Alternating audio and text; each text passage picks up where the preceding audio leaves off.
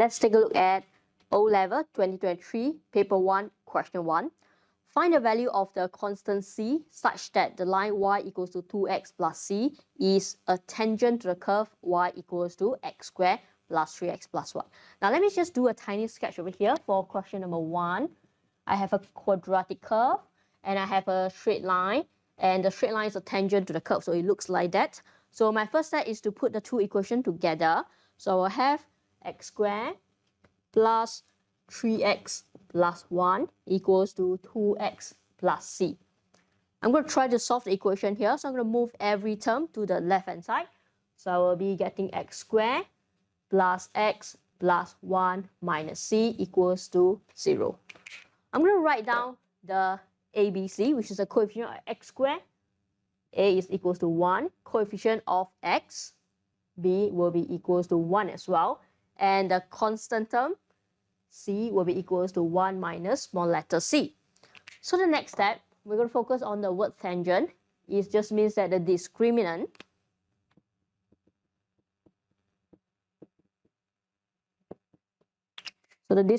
b squared minus 4ac is going to be equals to 0. Now I'm going to replace the value for b squared minus 4ac. So I have here 1 squared minus 4 times 1 times 1 minus c equals to 0. Square this, which is 1. Negative 4 times 1, that's a negative 4. Negative 4 times negative c, positive 4c. So the next step, I'm going to move 4 and minus 1. So I get 3 here. So therefore, c will be 3 over 4. That's for question 1. Question 2, express this in partial fraction. Now let's check the degree of the polynomial at numerator. We have x power 2, so it is degree 2. And for the denominator, we have x squared multiplied by x. So we have x power 3, that's a degree 3. Degree 2 is less than degree 3, so we do not need a long division steps. So we are going to let this fraction be equals to x minus 1 is a distinct linear factor. We're going to put x minus 1 and numerator as a constant. Next, we have x plus 2 is a repeated linear factor.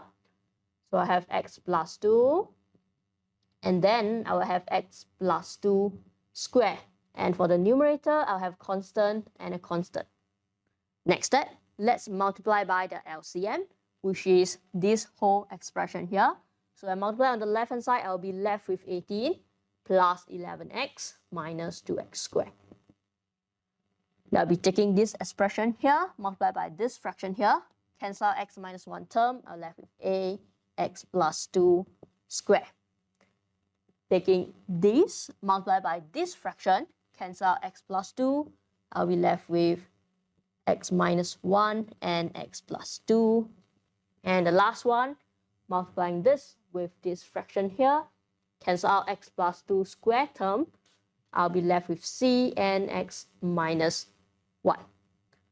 Next, let's find out what's a, b, and c by doing a substitution for value of x. I'm going to first substitute x as 1 to cancel out these two terms here. Substitute 1 and 1, I'll be getting 18 plus 11 minus 2.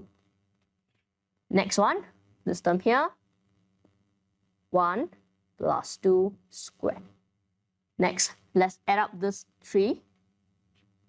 We have 27 equals to 3 squared, that's a 9a. So a value will be equals to 3. Next, let me substitute x as negative 2 to cancel out this term and also this term here.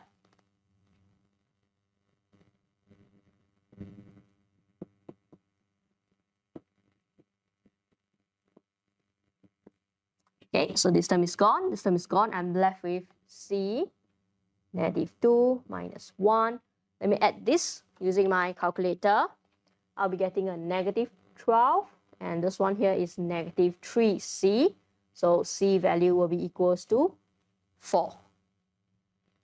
So the next one, you can do a polynomial identity to check the value of b, or for now, I'll just be substituting another value for x. Let me let x to be equals to 0. So I'm going to substitute 0 here and here. So I'll be getting 18 on the left. And on the right, substituting 0 here will get me a times 2 squared. For b, substituting 0 and 0 here will be b times -1 and 2. And the last one, substituting 0 here, I'll be getting c times -1. So next, let me substitute a value as 3 over here.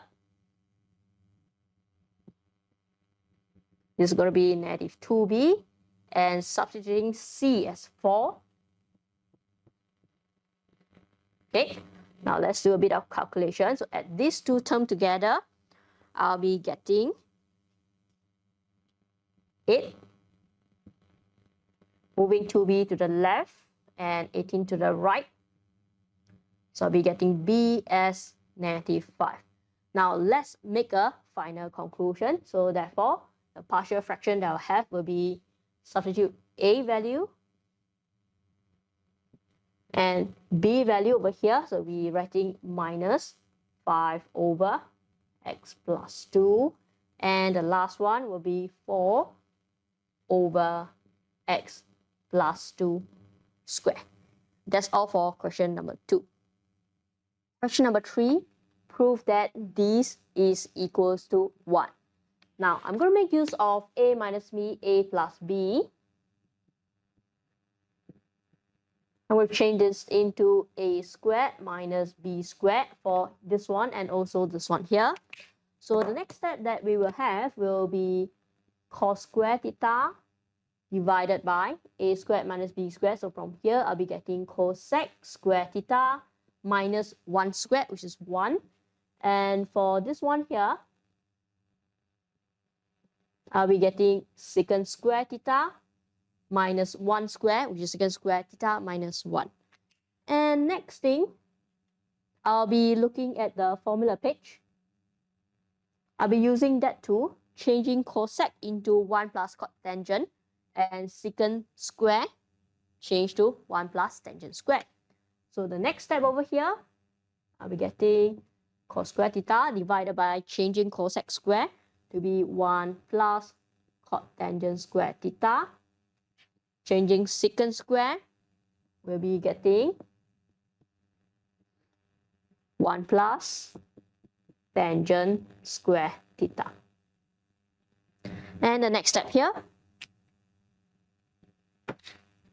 1 minus 1 is gone, same to this one, 1 minus 1. So the next step, I'll be getting cos square theta divided by cot tangent square theta. And for this one here, I'll be getting sine square theta over tangent square theta. Now the next one, I'll be using the reciprocal. So 1 over cot tangent is going to be tangent. So for this one here, I'll be getting cos square theta times tangent square theta. And 1 over tangent is cot tangent. So I'll be getting sine square theta times cot tangent square theta. Okay, so next one, I'm going to change this to sine over cos. So it's sine square theta divided by cos square theta. And for cot tangent will be cos over sine, so cot tangent square will be cos square theta divided by sine square theta. Okay, cancelling these two out. The next step, I'll be getting sine square theta. Cancelling these two out, I'll be getting cos square theta, and sine square plus cos square from the formula page, it will be equals to 1, which is the right hand side. That's all for question number 3. Question 4a, differentiate x e to the power of -2x. So for this question here, we're going to use product rule. So what I'm going to do is differentiate the first one here, which is x. I'm going to get 1. Then we copy back e to the power of -2x. Product rule center is an addition. Then next, I'm going to differentiate this one here. So differentiate exponential is to copy the entire expression, then differentiate the power here. So I'll be getting a -2. I have differentiated this, so I'm going to copy the expression for the first underlying function, which is x. All right, so now I'm going to do a simplification. I'll be getting this. Let me just maybe do a factorization.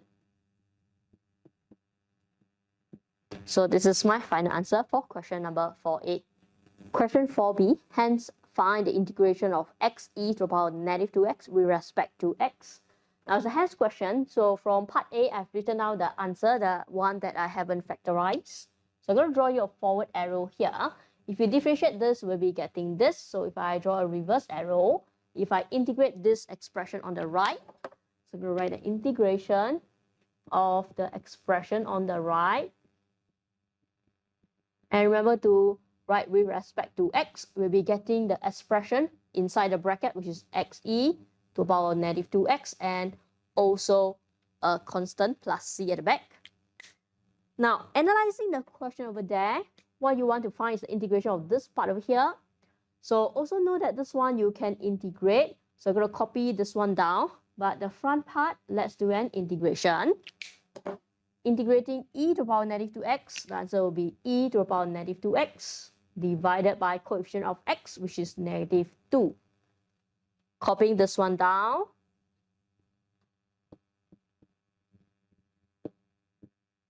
I'm going to copy this one down as well.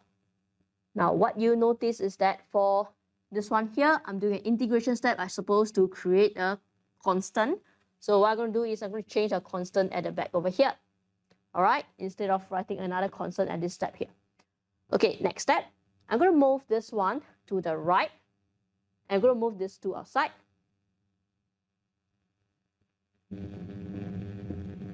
Copying this. Moving this one to positive e power -2x over 2. And the next step, I'm going to divide by -2. Left and also right. So I'm going to write x e power -2x divide by -2. And this one here, divide by -2 will give me an over -4. And since I don't know what to divide this constant, I'm going to change the constant to e. And therefore, this will be our final answer. If you want to write it nicer, maybe you will want to write it this way.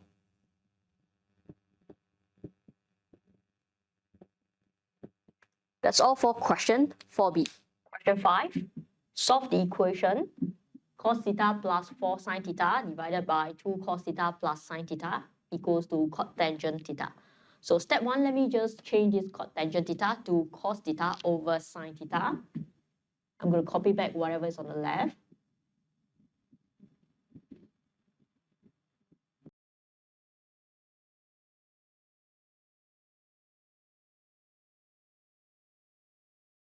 Next, we are going to multiply sin theta to the numerator on the left. So I'm going to multiply by these two terms. So sin theta times cos theta. Are we getting sin theta cos theta? Sin theta multiplied by 4 sin theta, I will be getting a plus 4 sin square theta.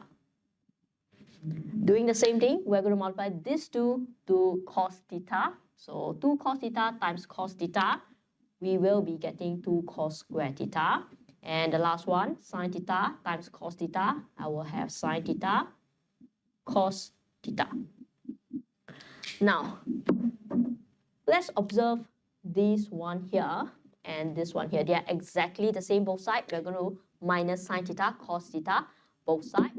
So we'll be left with 4 sin square theta equals to 2 cos square theta. Let me divide through both sides. Then I'll be getting 2 sin square theta equals to cos square theta. I'm going to show you two versions. So first, I'll be changing cos square theta using identity.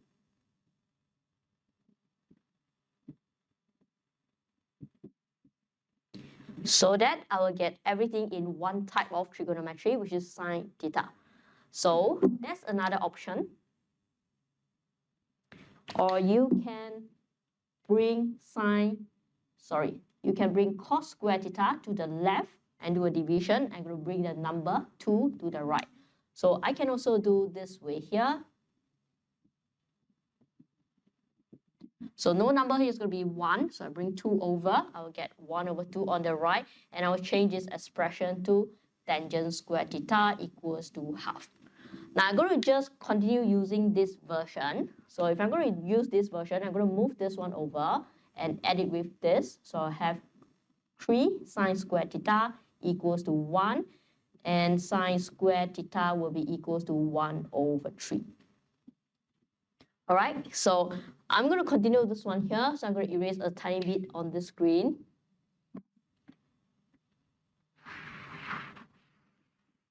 Now, continuing from the previous part where I've gotten this one here. So sine theta will be equal to plus minus square root of 1 is 1, 1 over square root of 3. Okay, so next we're going to find reference angle or basic angle by taking a sine inverse of the positive version, so 1 over square root 3. Now let's take a look at this one here. I'm going to draw a quadrant. I'm going to circle where is this angle going to fall. Negative power 2 to power 2 is going to be quadrant 1, quadrant 4. All right, so now working on this one here, of course you can find a decimal value. Just make sure that you have pressed your calculator in radian mode. Let's type this into our calculator.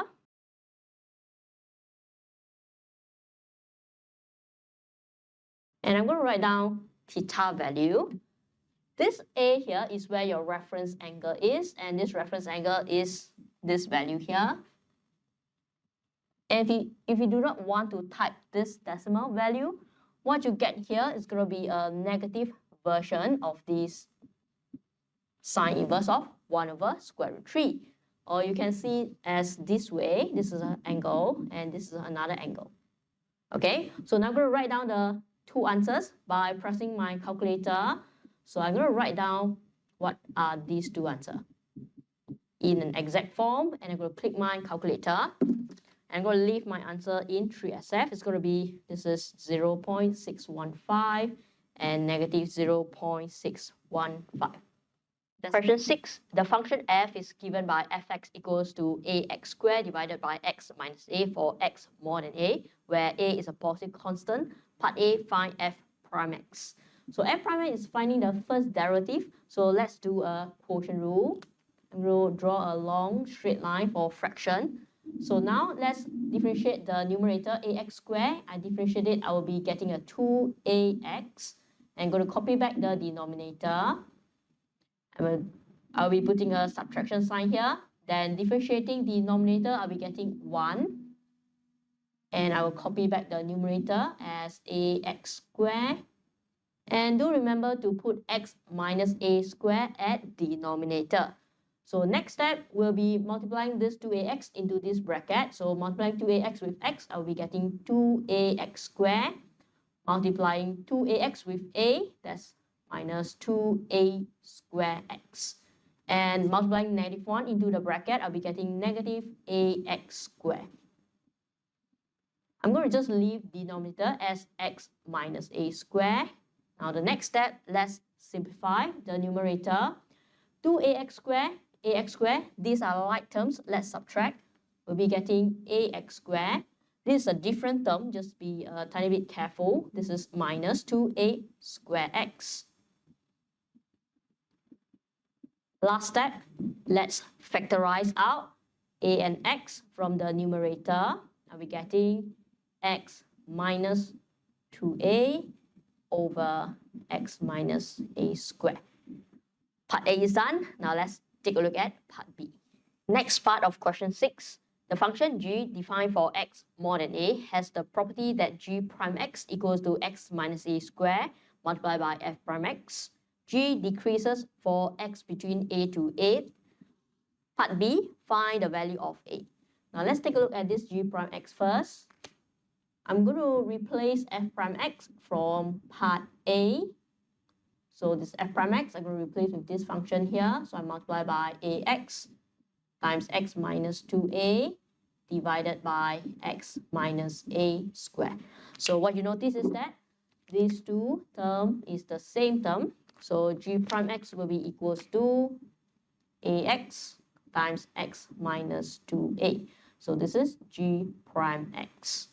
And we have this information here, g decreases for this x value between a and 8. So what we're going to do, for this g decreases, I'm going to write down g prime x must be less than 0.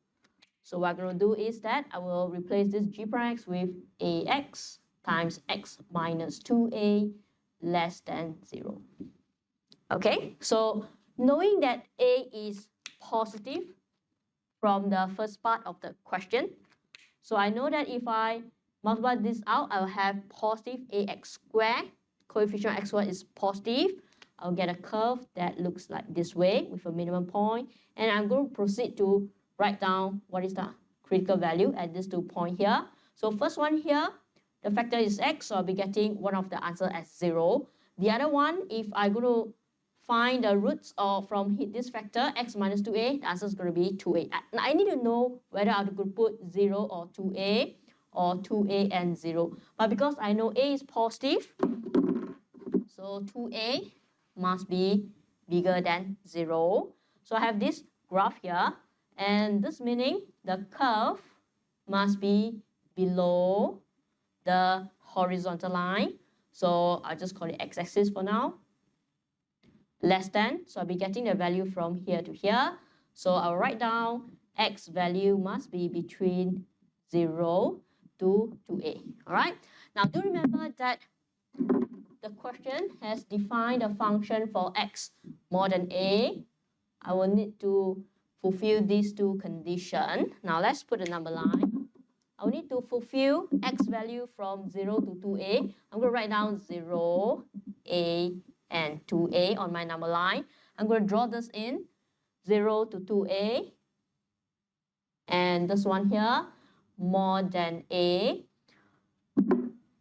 So let's check. My answer here will be between a and 2a. Now, since I'm given that x must be between a to 8, so I can look at this part here. I know that 2a is equals to 8, so a must be equals to 4. That's all for question 6b. Question 7. Find the set of values of the constant k for which the curve y equals to kx squared plus 4x plus k minus 3 lies completely below the x-axis. Now let me just do a tiny sketch over here. In order for the curve to be below x-axis, I have x-axis here, and the curve has to be this way. So for here, I will need to write down two conditions. So condition number 1, the shape of this curve has to be maximum. So coefficient x squared needs to be less than 0 for us to get this shape here. Condition number 2, since the curve do not meet the x-axis, I will have discriminant less than 0. So next, let me just pull out the coefficient x squared, and I write that a equals to k and b will be equals to 4, that's coefficient x, and constant c will be equals to k minus 3. Alright, now let me just work on the first condition. A less than 0, this is a coefficient x squared. So coefficient x squared is going to be k. So condition number 1, k has to be less than 0. And we need to fulfill condition number 2, which is the discriminant less than 0. Let me write down the discriminant over here, which is b squared minus 4ac less than 0. I'm going to work it out by plugging ABC into here. I'm going to work on this side of the board. So I will be having 4 squared minus 4 times k minus 3 less than 0. Let me square this. I will have 16 and multiply negative 4k in here. I'll have negative 4k squared. Negative 4k times negative 3 is positive 12k less than 0. I do not like coefficient of k squared to be negative. Let me just divide by negative 4. Next line, I'll be getting positive k squared. 12 divided by negative 4, I'll be getting a negative 3k And 16 divided by -4 is a -4. Now, just be a tiny bit careful. I will need to switch the inequality sign here at this line. Okay, so next line, let's factorize this quadratic expression. I'll be having k minus 4, k plus 1 more than 0. Now, solving a quadratic inequality, putting down the critical value. So I'll be having a -1 here, and this one here I'll be having 4. K times k squared is a positive k squared. So I'll be sketching the graph this way and looking at the curve to be above the horizontal line. I'll be getting this part here and also this part over here. So this answer here will be on the left of -1, so k will be less than -1. And this part here will be on the right of 4, so k must be more than 4. Do remember that we need to satisfy this condition and also this condition. Let me just put these two on the number line. So I'll be having -1, 0, and 4. Drawing this into number line, k less than 0. And drawing this in the number line, I'll be having k less than -1, k more than 4. Then we end the condition. For it to happen at the same time, it has to be this part here. So therefore, our last answer, k has to be less than -1. That's all for question number 7. Question 8. The line y minus 2x equals to 12 intersects the curve x squared minus xy plus y squared equals to 63 at 2 points. Find the coordinates of these 2 points. Solving point intersection, we're going to solve simultaneous equations involving these two equations. Since this is non-linear, I'm going to start with this one first. I'm going to arrange y as subject. So y will be equals to 2x plus 12. And I'm going to then substitute y as 2x plus 12 into this equation here. So I'm going to substitute at this and this position. Next line, I'll be having x squared minus x times 2x plus 12 plus 2x plus 12 squared equals to 63. Next, I'm going to expand this one here. So I'll be having x squared minus 2x squared. Multiply this to this, I will have minus 12x. Squaring this expression here, we'll be having 4x squared. Double the center, we'll be having a 48x. And squaring 12, I'll be having 144 equals to 63. And I'm going to add all the x squared term. And I'll be having 3x squared. Adding the term in x, and I will get 36x. And moving 63 to the left, I will have 144 minus 63. And my answer will be 81 over here. And I'll be equating this to 0. Next, let's look at this. Since I have multiple of 3 here, let's lower this down by dividing both sides by 3. So I have x squared plus 12x plus 27 equals to 0. Factorizing this quadratic expression on the left, we will have x plus 3, x plus 9 equals to 0. Now let me just write down the first x coordinate will be -3. The next one, I'll be having x equals to -9. So I have this or this. So next one is to find the y coordinate. So we're going to plug in these two values into here. So I'll be getting the first one, y equals to 2 times -3 plus 12. So y will be equals to 6. And for this one here, y will be equals to 2 times -9 plus 12. So y will be equals to -6. Concluding my answer, the point of intersection will be -3, 6. And the next point of intersection will be -9, -6. That's all for question number 8. Question 9. A curve has equation y equals to 1 plus x minus x squared over 2 minus 2x power 3. Part A, find the x coordinates of the stationary points A and B on the curve. Now we have a curve over here. Let me rewrite the expression again.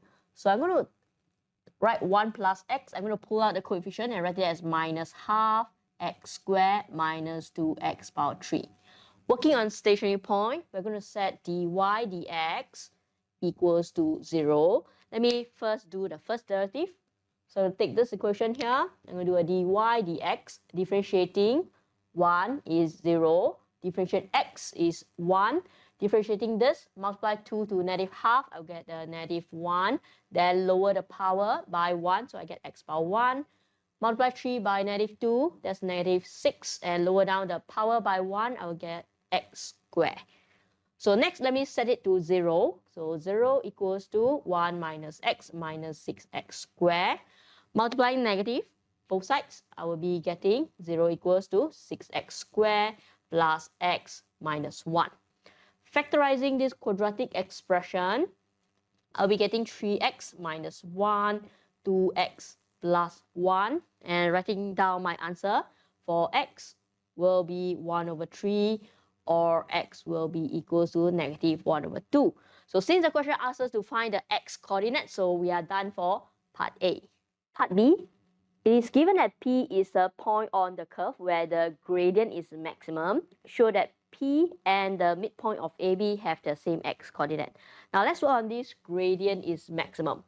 Gradient is this line over here, dy dx is gradient. Now let me change the subject to m. So I'm going to write m as the gradient function, which is this line here. Negative, I'm going to arrange it again. So I'm going to write negative 6x squared minus x plus 1. Alright, so we're going to do gradient is maximum. We're going to first do stationary point first. So we're going to do dm dx equals to 0. Let me just write on top here.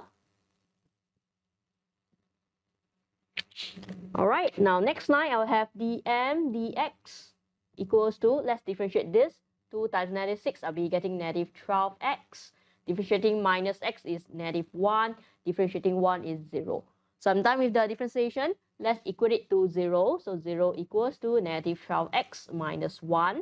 So 12x will be equals to negative 1 and x will be equals to negative 1 over 12. Now do this if you have time. Let's just verify that this will lead to a maximum gradient. So to check that, we're going to differentiate again. So I'll take this one and I differentiate again. So second derivative, d2m dx squared will be equal to negative 12. Differentiating this. So since this second derivative is less than 0, so this x coordinate will lead to a maximum gradient. Alright. So next we need to prove that it's the same as the midpoint of AB. So we have gotten the answer here. So we'll do midpoint. So I add the two x coordinate, then we divide this by 2, and I should be getting this one here. Alright, so we have proven this part B of question number 9. Question 10, a circle with center C has equation x squared plus y squared plus 10x minus 24y equals to 0. Part A, find the coordinates of C and the radius of the circle. Now let me rewrite the expression. I'm going to keep x squared term together with the x term. So I'm going to write x squared plus 10x followed by y squared minus 24y. After this, I'm going to do a completing square using x squared plus 10x. Complete the square.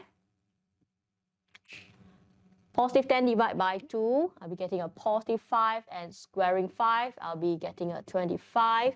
And I will do the same thing with y squared minus 24y.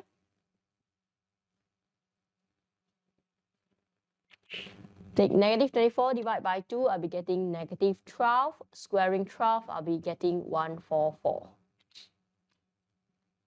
Next line, I'm going to write x plus 5 squared followed by y minus 12 squared, and moving 25 and 144 to the right, I'll be getting 169. Now the next line, let me write down. We are asked to write coordinates of C, which is center of circle. So C will be negative 5, 12. Alright, and for radius of circle, I'll be doing square root of 169, so we will be getting 13. That's for 10, part A. Part B, find the coordinates of the points at which the circle intersects the y-axis. Now we have the circle equation here. I'm going to label it as number 1. intersects y-axis. This y-axis has an equation of x equals to 0. I'm going to label it as number 2. Substituting number 2 into number 1, I'm going to substitute at this and this position. So we will be getting y squared minus 24y equals to 0. Factorizing y out, so y multiplied by y minus 24 equals to 0. Solving for the answer, y equals to 0 or y equals to 24. Now let me put them in coordinates form. X coordinate is 0, so I have y coordinate as 0 as well. So 0, 0. And the second point of intersection will be 0, 24. That's for question 10b. Part C, the point X is on the line which passes through C and the origin O. It is given that the distance CX is 3 times the distance OC. Find the coordinates of the possible position of X. I've written down the coordinates that we know from part A, which is point C here. Origin at 0, 0. This X is the one that we want to find. Let me just sketch them over here. I have this point O at 0, 0. And I have a negative 5, 12 roughly maybe over here. That's point C. So let's take a look at the movement of the points. If I'm going to go from O to C, the change in the X coordinate, so since this is 0, 0, and I'm going to move to negative 5, 12, I'm going to move 5 units to the left. So let me write this down. And for Y coordinates is going to be changed 12 units up. So I'm going to write as positive 12. Now, let's take a look at this one here. We know CX is going to be 3 times of OC. And they ask you for possible position of X.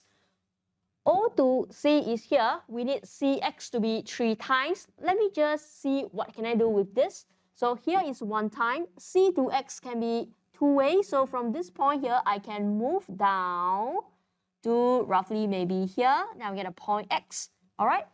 So let me just write this first black arrow is the 1 time.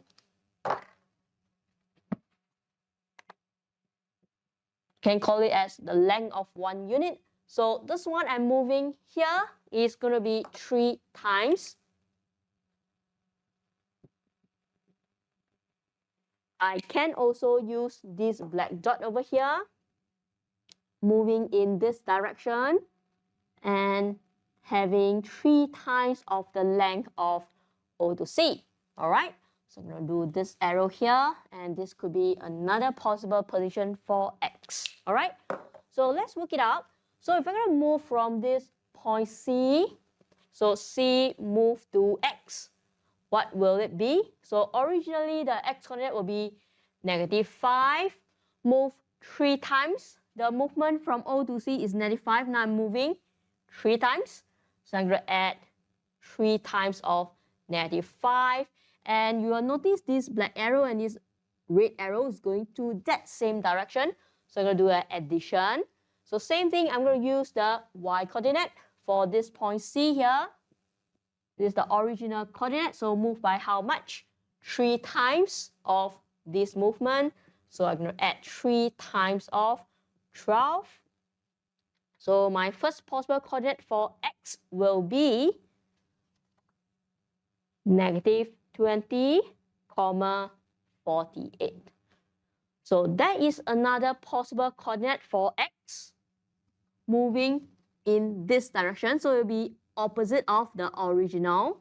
So what we're going to do, we're going to take the X coordinate for C moving in the opposite direction. So I'm going to put a negative 3, and this movement will be negative 5. So 3 times of the original movement, but in the opposite direction. So next, let me work on the Y coordinate. So same thing, I'm going to put a negative 3 multiplied by 12. So another possible position for X will be at 10, negative 24. Now you can also imagine that it's moving to the right hand side. Therefore, when you multiply this out, it's moving 15 units to the right. All right. So that's all for question 10, part C. Question 11. A circular patch of water of negligible thickness is expanding on a thin piece of paper. At time t seconds, the rate of change of the radius rcm of the patch is given by dr dt equals to k over 2t plus 1 cm per second, where k is a constant. Initially, the radius of the patch is 1 cm and the radius is increasing at the rate of 0.5 cm per second. Part A show that k is equals to 0.5. Now what I will do is I will collect some information from this question. So I have this word here initially, which means time is equals to 0. Next, I have this 1 cm, which is the radius. So I have 1 cm, r equal 1. And radius is increasing at the rate of 0.5. So radius is increasing at this rate. So this is the dr dt. Let me now pull out this information. I'm going to write here. So I have this info of t equals to 0, r is equals to 1, and I also have dr dt equals to 0.5. So what I will do is that this is 0.5, which I can substitute right here, and t equals 0, I can substitute right here. So let's go do the substitution. Next step, I will have 0.5 equals to k divided by 2 times 0 plus 1. Okay, so simplifying this, I will have k equals to 0.5. Let me just swap it and write again. That's for part A.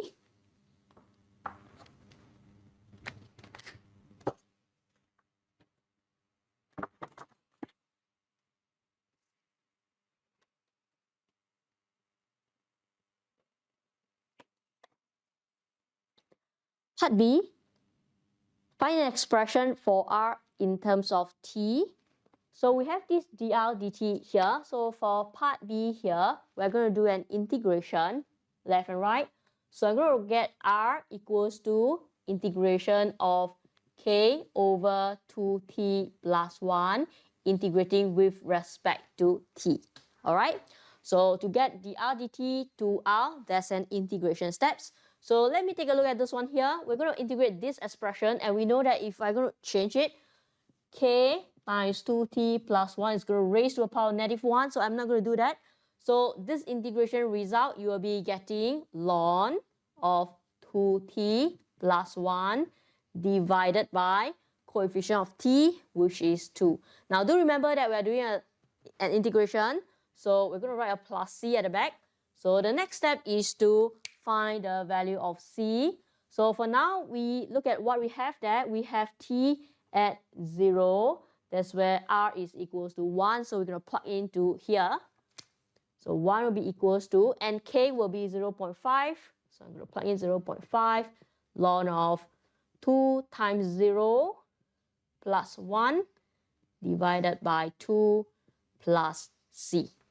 Okay, now let me just check my calculator. So from here, I'll be getting this one as 1 over 4 ln 1 plus c. So c will be equals to 1. So let me conclude my answer. So I'll have r equals to, I'm going to plug in here. So I'm going to simplify the k divided by 2, which is 1 over 4 ln of 2t plus 1, replacing c, that's 1. All right, that's part B.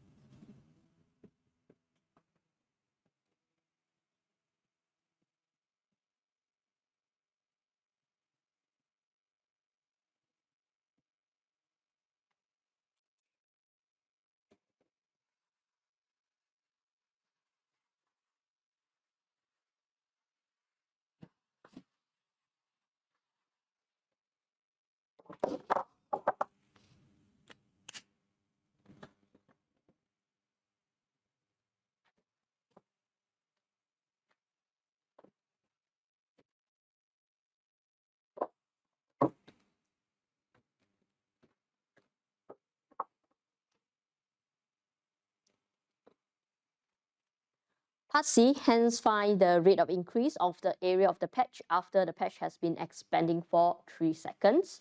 Now let me just circle the important information here. I will need to find at t equals to 3 the rate of increase of area, which is dA dt.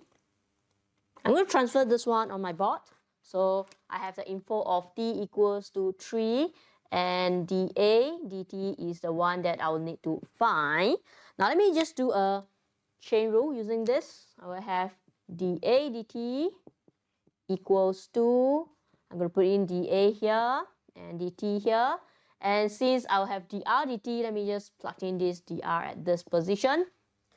So I have dr dt over here. I will need dA dr. So let me write down what's the area formula for a circular patch. That's going to be A is equals to pi r squared, and I'm going to do a dA dr.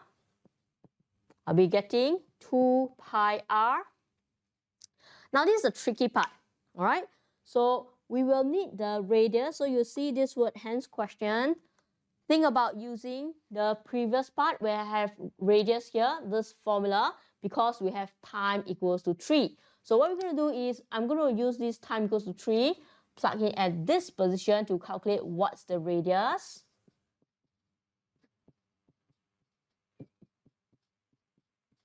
Okay, and next we're going to substitute the r value into this position.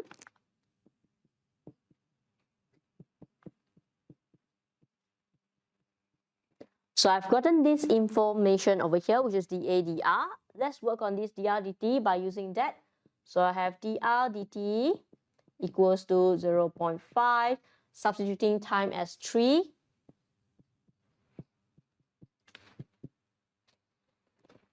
I'll be getting 1 over 14. Next, let's move these two info over here.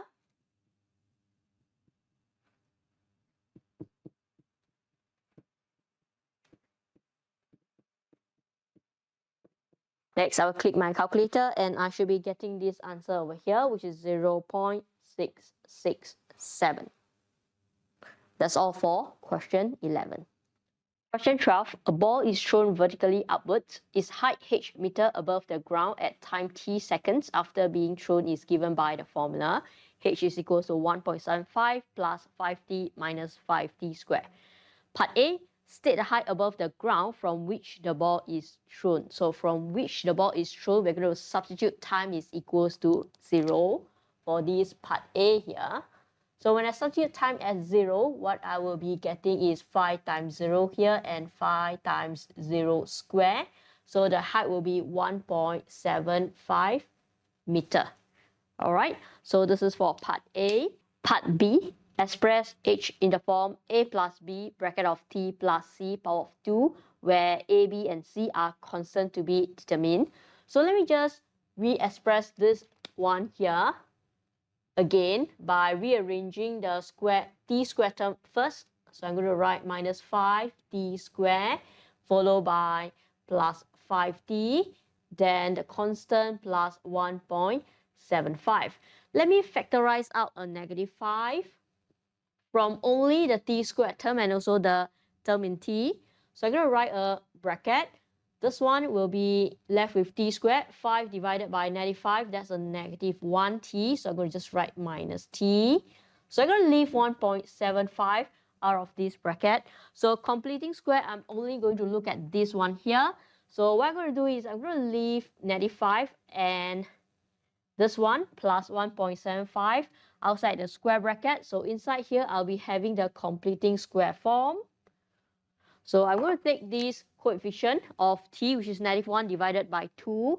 So I'll be having a -1/2, and I'm going to square this number and I'm going to write it here. So next step, we are going to expand.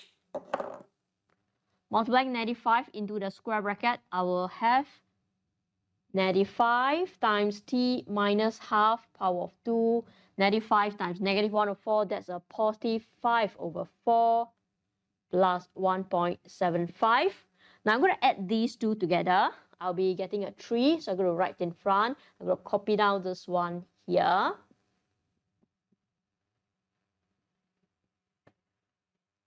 Alright, so I just want to make sure this one is in the form that we are asked to find. So this is part B. Part C, hence state the maximum height attained by the ball and the time at which this occurs. So maximum height attained by the ball will be this number over here. So let me just write it down. Part C, maximum height will be equals to 3 meters. And the time that it will occur will be equals to this number here with opposite sign, which will be 0.5 seconds. So this one is part C. Part D, the ball hits the ground. Explain why the time taken for the ball to hit the ground is not twice the time found in part C. Now let me just illustrate with a simple diagram for you to understand. If we have this one here that illustrating the graph for H versus time, and since I have a negative here for coefficient of t squared, I'm expecting the graph to be this way, and we have found that we are starting to throw the ground at this height over here. So I'm going to place a starting dot here, label it as 1.75, and the ball will go this way, moving up to the maximum height, which is at 3. So, and then it will come back down, and then it will hit the ground at this dot here.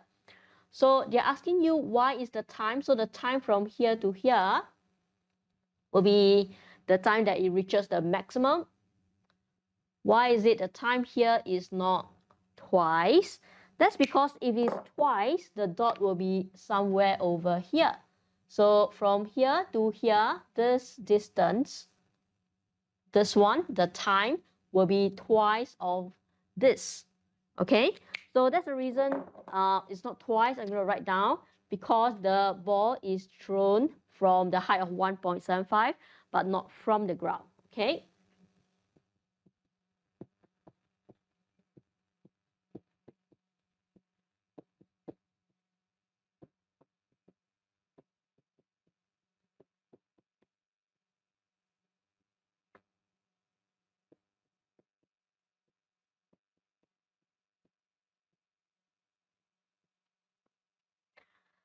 And I'm also going to do a very simple calculation to show you that the time is not twice, since we already know that the time here is going to be a 0.5 second. To show that this will be not twice, let me do a simple calculation. This dot here is where the H value will be 0.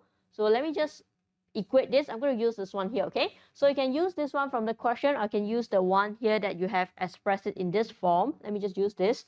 If I'm going to do H equals to 0, so 3 minus 5 times t minus half square equals to 0.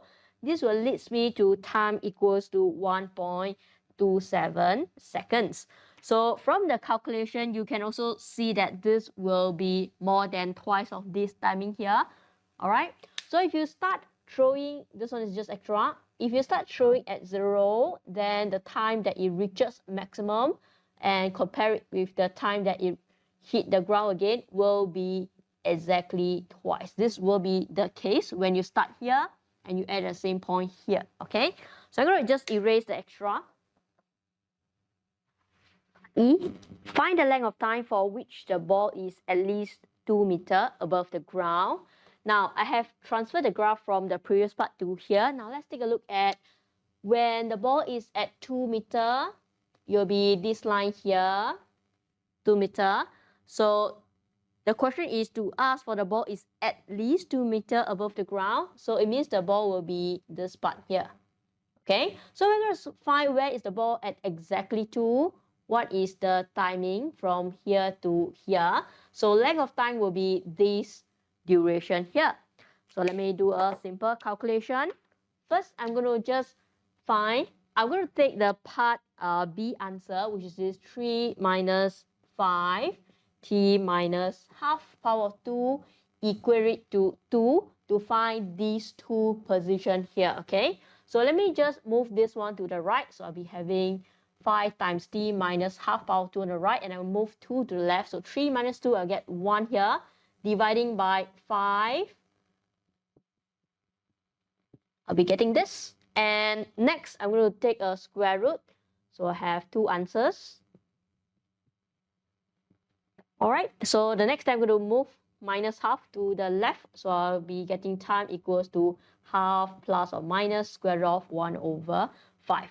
Now, putting this one there, this timing is the bigger one. So I'll have half plus square root of 1 over 5. This is a smaller time. So I'll be having half minus square root of 1 over 5.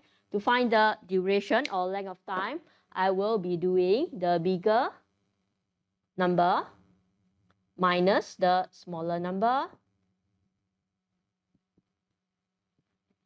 All right, so half minus half is gone. So I take this one, double minus. So you distribute the minus inside, will be adding. So this one plus this one. So I have 2 times of this. So if I click my calculator, I should be getting the length of time to be 0.894 seconds, right? Okay, that's for question part E. Question 13, the perpendicular bisector of the line joining the points A, 2, H, and B, negative 8, negative 7, passes through the point X, H, negative 13 over 2, where H is a constant. Part A, express the gradient of the perpendicular bisector of the line AB in terms of H. Now, let's take a look at this one here. You can do a tiny sketch. Okay, I'm not going to do an accurate one, just to simply draw point A, point B here. So this will be the perpendicular bisector. It's a straight line that passes through the midpoint of AB at 90 degrees to the line of AB. So in order to get this gradient here, which is perpendicular, we're going to first get gradient of AB, because we know that the gradient of AB multiplied by the perpendicular gradient will be getting negative 1. Now let's work on gradient of A to B first. So calculation of gradient A to B, we're going to take the points y coordinate, which is H, minus y coordinate of B, which is negative 7, divided by x coordinate of A minus x coordinate of B. Okay, now if we do a calculation here, we'll be getting H plus 7 divided by 10. Transferring the information here, I'll be doing the perpendicular gradient equals to a negative 1 divided by gradient of AB. So I'll copy this one up here. So the answer will be flipping this around. And I have a negative here, so I'm going to put a negative to both of these numbers here. All right, so that's for part A. Part B, hence find the possible values of H. So now, we're going to build the equation for this perpendicular line. So we know that it passes through this midpoint here. So I'm going to do midpoint of A to B. So midpoint calculation, we add the x coordinate and divide it by 2. So I'll be getting 2 plus negative 8 divided by 2. Same to the y coordinate, adding the y coordinate for A and B. So we'll be getting H plus negative 7 divided by 2. So let me just write down this calculation. This point M is negative 3, H minus 7 divided by 2. So now I have switched this form. So in part A just now, I was showing that the negative is distributed to the bottom. I can also write in the middle. So now let me just focus on building the equation of this perpendicular line. So using the equation, I will be writing y minus the y coordinate, which is this H minus 7 divided by 2 equals to gradient. which is negative 10 over h plus 7, then x minus negative 3. So I'm going to write that x plus 3. Okay, and in this question, they say that the perpendicular bisector line will be passing through this point x. So let me just randomly put this dot here. This x will be having the coordinate of h, comma, negative. And if this x point is also on the perpendicular line, so we can say that the xy coordinate will satisfy this equation over here. So I'm going to plug into this x and y coordinate for this one here. I'm going to put into this equation. So the next line, y coordinate replaced by negative 13 over 2. And the x coordinate will be replacing by h. So you will see that I have the entire equation will be in terms of one variable only. So next, I'm going to multiply by a negative 2. So this one multiplied by negative 2, I will get positive 13. Multiplied by negative 2, I'll be getting a positive h minus 7. And this whole term, their multiplication, so I multiply by negative 2, I'll be getting a positive 20. All right, on the left, let me just add this and this up. So I'll be having h plus 6. And I will be, this is a division line. I'm going to multiply this h plus 7 to the left. So on the right, I'll be just having this 20 and h plus 3. Expanding these two, h squared plus 6h and 7h give me 13h. Then this is 42 equals to 20h plus 60. Moving all to one side, so h squared minus 7h minus 18 equals to 0. Factorizing quadratic expression. Next line. Right, so I'll be writing 9 and 2 minus and plus. So h will be equals to 9 or h will be equals to negative 2. So reading the question again, hence 5 possible values of h. So I'll be having 2 answers over here for part B.